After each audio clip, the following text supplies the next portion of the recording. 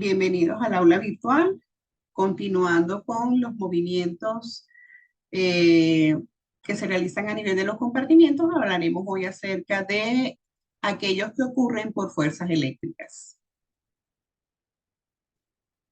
En agenda, entonces, definiremos lo que es el movimiento de iones por fuerzas eléctricas, que es un potencial de difusión. Hablaremos acerca del cálculo de la ecuación de NER, la ecuación de Goldman. Y finalmente, realizaremos algunos ejemplos donde vamos a hacer una aplicación práctica de la ecuación de NER para el cálculo del potencial de difusión en algunos iones. El movimiento de iones por fuerzas eléctricas tenemos que identificarlos como que son aquellos movimientos que se van a dar en solutos, pero que sean electrolitos y se disocien en iones, ¿sí? Esta es la principal característica que deben cumplir los solutos. Deben ser iones. En segundo lugar, hay que tomar en consideración que los iones se encuentran distribuidos de forma dispar a ambos lados de nuestros compartimientos y esto de alguna manera va a generar que ellos se encuentren tanto en desequilibrio químico como en desequilibrio eléctrico, como veremos más adelante.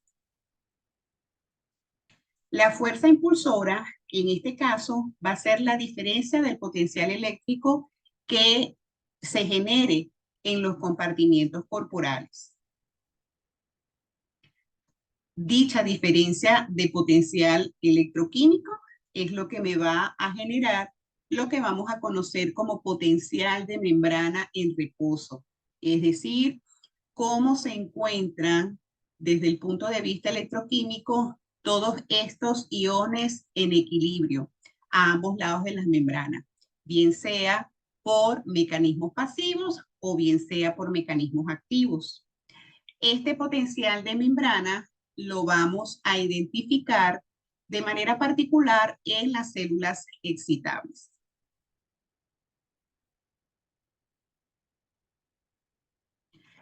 Cuando hablamos de movimiento por diferencia del potencial eléctrico, ¿a qué hacemos referencia?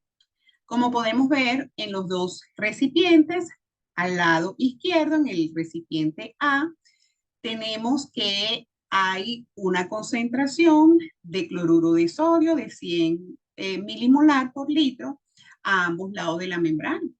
Efectivamente, al haber una misma concentración, el flujo que pudiera generarse va a ser igual a cero, porque vamos a tener la misma concentración, tenemos la misma concentración de soluto y la misma concentración de solvente. ¿Qué pasa? Si nosotros a este mismo compartimiento le agregamos dos electrodos, un electrodo con carga o cargado positivamente en el compartimiento 2 y un electrodo cargado negativamente en el compartimiento 1, al ser el sodio un ion, específicamente el principal catión del extracelular, que carga o en este caso posee una carga positiva, como ion, él se va a ver atraído por el electrodo que está cargado negativamente. Y esto va a generar que ese sodio o esos iones o esos moles de sodio atraídos por ese campo eléctrico negativo pasen del compartimiento 2 al compartimiento 1 y se genere de esa manera movimiento por diferencia de potencial eléctrico.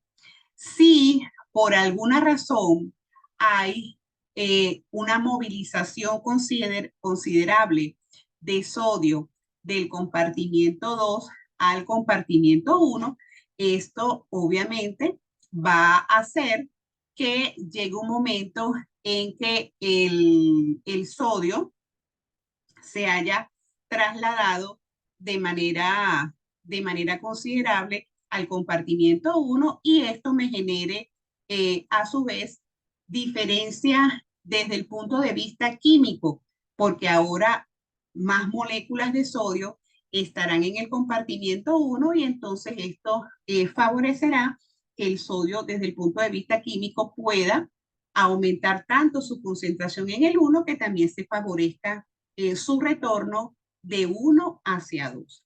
Es decir, estamos viendo dos movimientos, tanto por fuerza eléctrica y también secundariamente o como consecuencia de esta movilización, podemos ver movimiento desde el punto de vista químico del mismo ion. De manera tal que nuestro flujo bajo estas condiciones nunca va a ser cero. Siempre va a haber una dinámica a nivel de esos compartimientos. Entonces, entendiendo el movimiento por fuerzas eléctricas, vamos a dar un segundo, una segunda explicación. Fíjense ustedes, si por ejemplo, nosotros tenemos dos compartimientos, el compartimiento 1, el compartimiento 2. En el compartimiento 1 tenemos una concentración de cloruro de potasio de 100 milimoles por litro y en el compartimiento 2 tenemos una concentración de cloruro de potasio de 50 milimoles litro. Lo primero que nosotros diríamos en este caso es que desde el punto de vista químico va a haber un flujo de KCl del compartimiento 1 al compartimiento 2, ¿sí? Se está cumpliendo en este caso un flujo difusional por diferencia de concentraciones. Pero ¿qué pasa? Que así como ocurre un flujo de soluto de 1 a 2, estará ocurriendo al mismo tiempo un flujo de agua de 2 hacia 1, ¿sí? Entonces vamos a tener por un lado difusión y por otro lado ósmosis. En ese sentido, no pudiéramos estudiar el comportamiento de estos iones desde el punto de vista eléctrico. Para que ello ocurra, lo primero que tengo que hacer para estudiar un solo fenómeno es agregar, o desde el punto de vista experimental, lo que hicieron en este experimento, es que agregaron del lado del compartimiento 2 50 milimoles de sacarosa, que es un ion no difusible. Entonces, al ser un ion no difusible, la sacarosa, de alguna manera, me va a complementar la molaridad en el compartimiento 2, de manera tal que pudiera haber difusión, pero no va a haber ósmosis, ¿ok? Entonces, puede haber difusión porque igual hay una diferencia de concentración de cloruro de potasio. Imaginémonos ahora que la membrana que separa este compartimiento, nosotros le vamos a dar ciertas características, ¿sí? Desde el punto de vista eléctrico, vamos a establecer dos tipos de coeficientes a nivel de la membrana. Un coeficiente eléctrico para el cloro, que vamos a darle un valor de 10 a la menos 4 centímetros por segundo, y un coeficiente eléctrico para el potasio, al cual le vamos a dar un valor de 10 a la menos 9 centímetros por segundo. En esta condición, es evidente que la permeabilidad o el coeficiente eléctrico para el cloro es mucho mayor que para el potasio, de manera que el cloro va a aprovechar esta condición y en su paso del compartimiento 1 al compartimiento 2 va a traer como consecuencia que el compartimiento 2 se cargue negativamente por ese paso adelantado del cloro que se lo está dando esta permeabilidad selectiva que acabamos de agregarle a la membrana.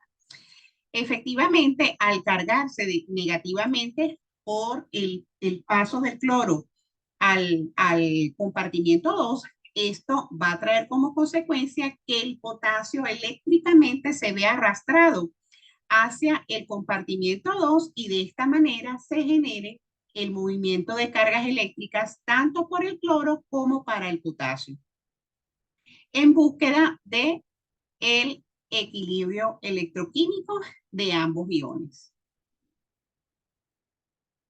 ¿Cuáles son las consecuencias entonces de todo esto? Que desde el punto de vista de gradiente eléctrico, el flujo de potasio de 1 a 2 por esta condición va a aumentar, mientras que el flujo de cloro de 1 a 2 va a comenzar a disminuir. ¿Por qué? Porque al cargarse negativamente, el compartimiento 2 y ser el cloro un anión, cargas similares se rechazan, cargas distintas se atraen. Y entonces fíjense ustedes cómo en base a las cargas eléctricas, los movimientos de estos solutos se dan de manera, no se dan de manera uniforme, sino muy, muy diferente.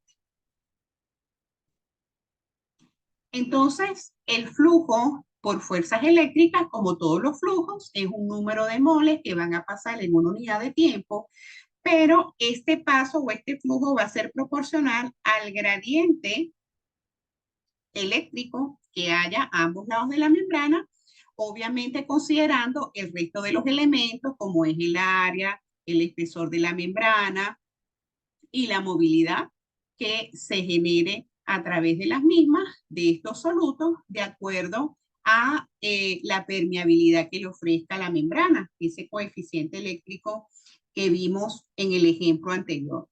Entonces, el coeficiente eléctrico no es más que los moles o el número de moles de sustancias multiplicado por la constante de los gases por la temperatura, y esto es lo que me va a dar el coeficiente de permeabilidad eléctrico.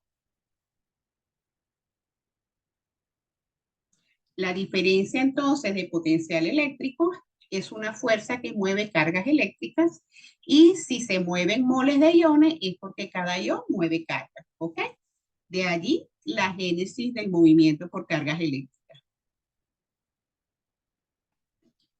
La diferencia de potencial eléctrico entonces es una fuerza que impulsa cargas eléctricas, y al estar los iones cargados se puede hablar entonces de un movimiento de moles de iones.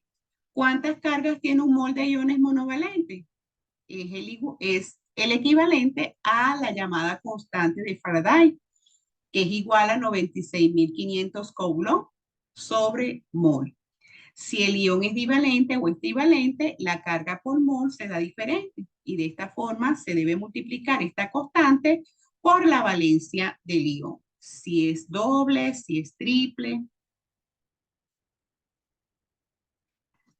¿Cómo podemos medir nosotros la diferencia de potenciales eléctricos en nuestros compartimientos? Como lo pueden ver en la diapositiva, nos vamos a valer de la presencia de electrodos. Electrodos que podemos, en este caso, o nos van a permitir en este caso, censar el potencial que hay, no solamente dentro de la célula, sino fuera de la célula. A través de un voltímetro, estas diferencias de electricidad son medidas, y nosotros podemos en este caso evidenciarlas a través de trazados en un galvanómetro. La diferencia de potencial eléctrico se mide en voltios. Voltios es igual a energía entre carga y se expresa en Joule sobre Coulomb.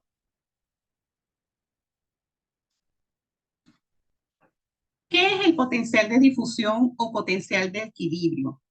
B-ion. En una célula permeable solo a un ion, el potencial de membrana que se opone exactamente al gradiente químico del ion se conoce como potencial de difusión o de equilibrio para el B-ion. Este potencial de equilibrio para cualquier ion a 37 grados centígrados se puede calcular utilizando la ecuación de Nernst. Entonces, potencial de difusión no es más que el equilibrio entre el potencial químico y el potencial eléctrico para un determinado ion a través de la membrana que comparten ambos compartimientos corporales, ¿sí?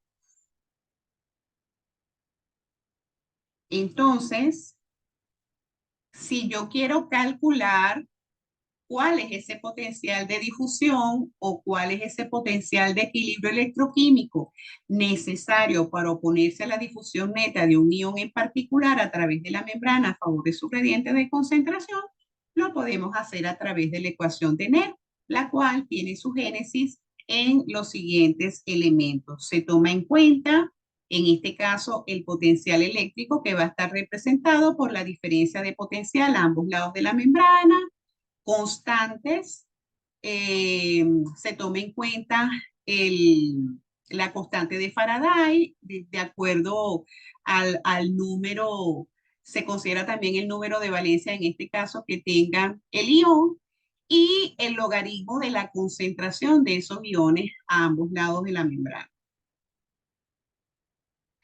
Simplificando, entonces, para nosotros, el B-ion va a ser igual a 61 milivoltios por el logaritmo de las concentraciones del ion, tanto en el extracelular como en el intracelular.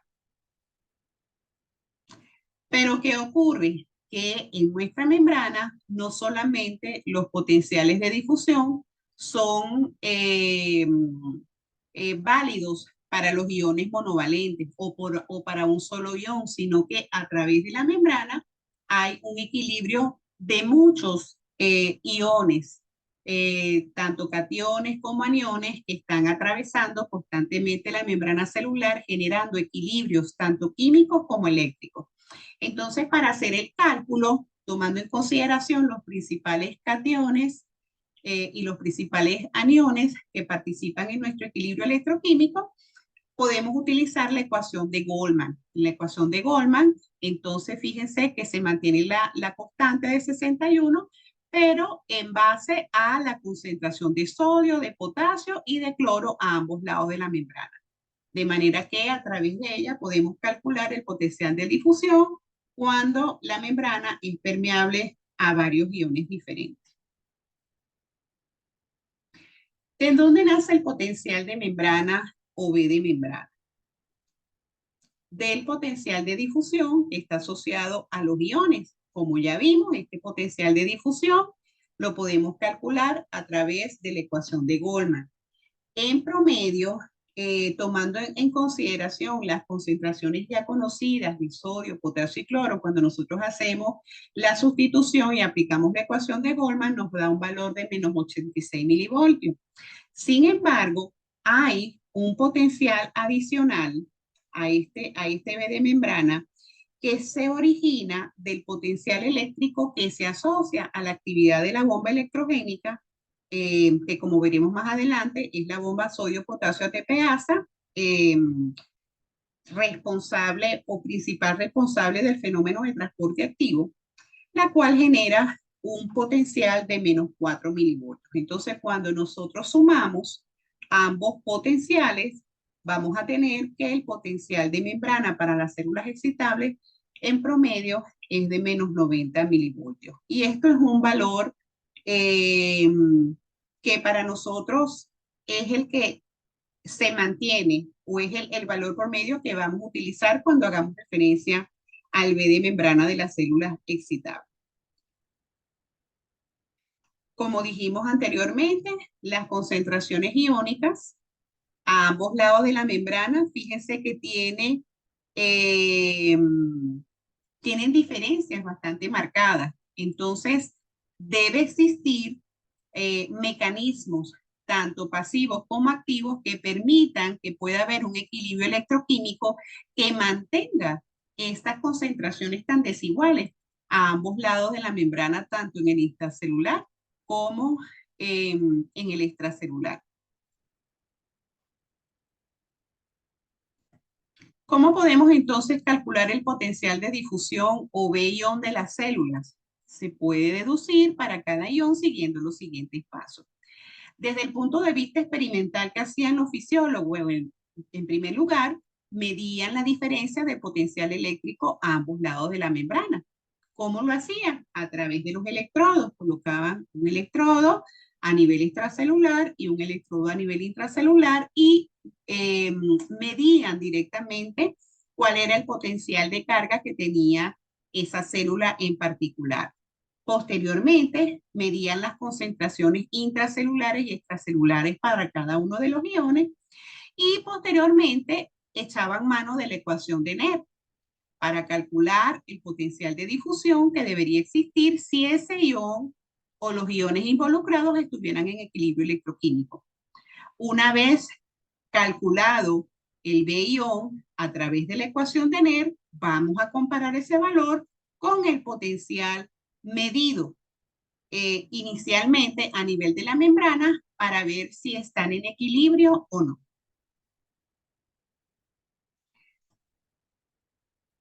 Evaluemos el primer ejemplo. Potencial de equilibrio para el sodio.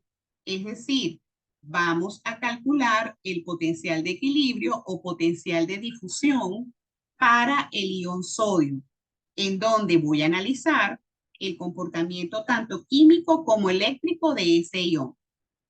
Tenemos entonces que desde el punto de vista químico, el sodio es el principal catión extracelular, por eso tiene una concentración de 145 miliequivalentes en el extra, mientras que apenas tiene una concentración de 12 miliequivalentes por litro en el intracelular. Desde el punto de vista químico, es innegable que el sodio va a tener una tendencia de entrar a favor de su gradiente de concentración a la célula. Entonces, por químico, el sodio entra a la célula, pero debemos analizar el comportamiento eléctrico que tiene el sodio para mantener ese equilibrio químico del mismo. Es decir, ese potencial que permite que haya 145 miliequivalentes de sodio afuera y solo 12 miliequivalentes en el intracelular. Para yo calcular el potencial necesario, entonces echo mano de la ecuación de Nernst y haciendo la sustitución de los valores para calcular el B-ion, tengo que el resultado es de 66 milivoltios. ¿Qué quiere decir esto? Que para evitar que el sodio siga entrando por gradiente químico a la célula, debe existir un gradiente eléctrico que favorezca la salida del sodio del intracelular al extracelular. Pero necesitaríamos para ello que ese potencial eléctrico en el interior en el interior de la célula fuese positivo y de 66 milivoltios. ¿Para qué? Para repeler desde el punto de vista eléctrico la entrada del sodio. Cuando nosotros medimos el interior del sodio intracelular, vemos que el valor medido es de menos 90 milivoltios, es decir, que lejos de ser un valor positivo es un valor negativo, de manera tal que el sodio, tanto desde el punto de vista químico como desde el punto de vista eléctrico, va a seguir entrando a la célula, ¿ok? Es decir, no está en equilibrio electroquímico, como para poder explicar esta diferencia de concentración a ambos lados de la membrana. ¿Está en equilibrio por fuerzas pasivas o activas? No está en equilibrio por fuerzas pasivas. Entonces, deberíamos analizar hacia dónde entonces el sodio va a mantener su flujo, del intracelular al extracelular o del intracelular o del extracelular al intracelular. Y es obvio que se va a mantener entonces la entrada de sodio del extracelular al intracelular, tanto por químico como por eléctrico. No está en equilibrio por fuerzas pasivas, de manera tal que tienen que existir otros mecanismos que favorezcan que este sodio se encuentre permanentemente en estas mismas concentraciones a ambos lados de la membrana. Si analizamos el caso del potasio, vemos que a diferencia del sodio, el potasio es el principal catión intracelular. Vamos a tener una concentración de 155 miliequivalentes litros y una concentración de apenas 4 miliequivalentes litros en el extracelular. Desde el punto de vista químico, yo puedo decir que el potasio va a tener una tendencia a salir del intracelular al extracelular. Entonces, yo necesitaría, desde el punto de vista eléctrico, que haya un equilibrio o un B-ion que evite que ese potasio siga saliendo. Entonces, lo que hago es que calculo mi B-ion o mi potencial de difusión o de equilibrio para ese ion y obtengo el siguiente resultado. Menos 96 milivoltios. Si yo comparo este potencial calculado con el potencial medido, que es de menos 90 milivoltios, efectivamente me voy a dar cuenta que el potencial eléctrico es mucho menor a el potencial medido. Es decir, yo necesitaría, para que el potasio se encuentre en equilibrio electroquímico, que este B-ion fuese más cercano al B de membrana de la célula. Por lo tanto, puedo concluir que el potasio no se encuentra en equilibrio por fuerzas pasivas, sino que debe haber otra fuerza activa que favorezca a que haya estas concentraciones a ambos lados de la membrana celular. Entonces, el flujo neto, ¿hacia dónde va a ser? ¿Hacia dónde se va a mantener el flujo? Bueno, el flujo se va a mantener igual del intracelular al extracelular porque la fuerza química predomina sobre la fuerza eléctrica en equilibrio que hemos calculado por el B-ion cuando lo comparamos con el B de membrana medida. Analicemos el cloro. El cloro es uno de los principales aniones a nivel extracelular. Vemos entonces que tiene una concentración de 120 miliequivalentes versus 4 miliequivalentes en el intracelular. Desde el punto de vista químico, ya sabemos que hay una tendencia del cloro a entrar a la célula. Ahora, calculemos el potencial de equilibrio eléctrico con el B-ion y vemos que me da un valor de menos 90 milivoltios. Cuando nosotros analizamos el potencial eléctrico de equilibrio con el B de membrana medido, vemos que son exactamente iguales. Lo que quiere decir que en el equilibrio, el cloro entra por químico, pero por fuerzas eléctricas sale. Y esto explicaría que él se mantenga en estas concentraciones a ambos lados de la membrana, pero por fuerzas pasivas, ¿sí? Entonces, en el equilibrio, ¿hacia dónde se mantiene el flujo neto del cloro?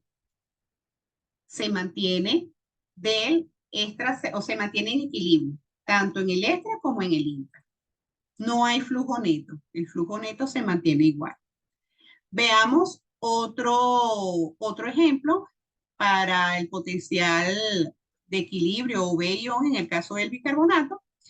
Tenemos una concentración de bicarbonato de 24 miliequivalentes litros y una concentración intracelular de 8. Sabemos entonces que por químico el bicarbonato tiende a entrar a la célula. Calculamos el B-ion, me da un valor de menos 29 milivoltios. Mido mi B de membrana y lo comparo con el B-ion calculado en el equilibrio y veo que este B-ion, este potencial eléctrico, es mucho mayor al potencial medido. De manera tal que en este caso el potencial eléctrico supera al químico.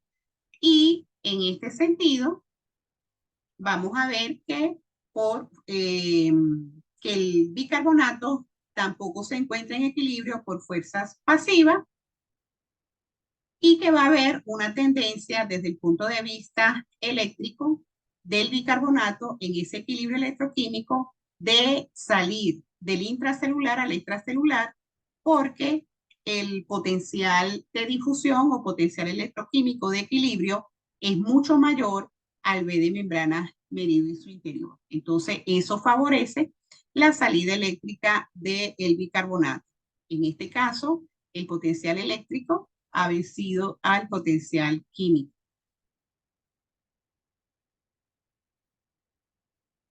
Imaginémonos ahora el mismo caso del potasio, pero con una condición de hipercalemia, en donde el potasio se ha elevado en el extracelular de 4 a 7 miliequivalentes. Imagínense que la salida desde el punto de vista químico de ese potasio va a ser mucho mayor, ¿ok? Va a seguir siendo mayor por las diferencias de concentraciones que hay a ambos lados de la membrana. Si nosotros calculamos el potencial, el B-ion de equilibrio electroquímico con NERS, esto nos va a dar un valor de menos 82 milivoltios. Fíjense ustedes que cuando calculábamos el B-ion del potasio, en condiciones normales, el B-ion era de menos 96. Y ahora, aumentando la concentración del potasio en el extracelular, fíjense cómo se incrementa el potencial eléctrico en equilibrio para ese potasio cuando lo comparo con el B de membrana medido.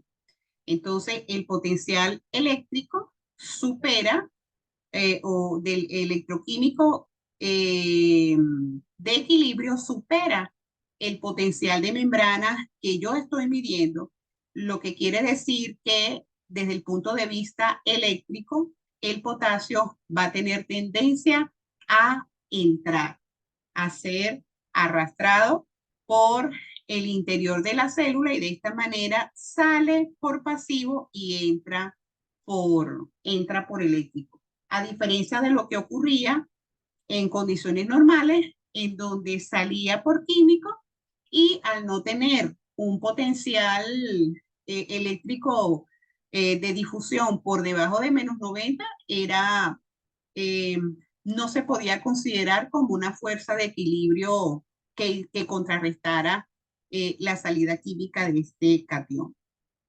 Entonces, no se encuentra en equilibrio acá por fuerzas pasivas, hay un predominio de la fuerza eléctrica sobre la química, de manera tal que en condiciones pasivas en reposo va a haber una tendencia de este potasio por fuerza eléctrica de entrar del extracelular al intracelular en su flujo neto.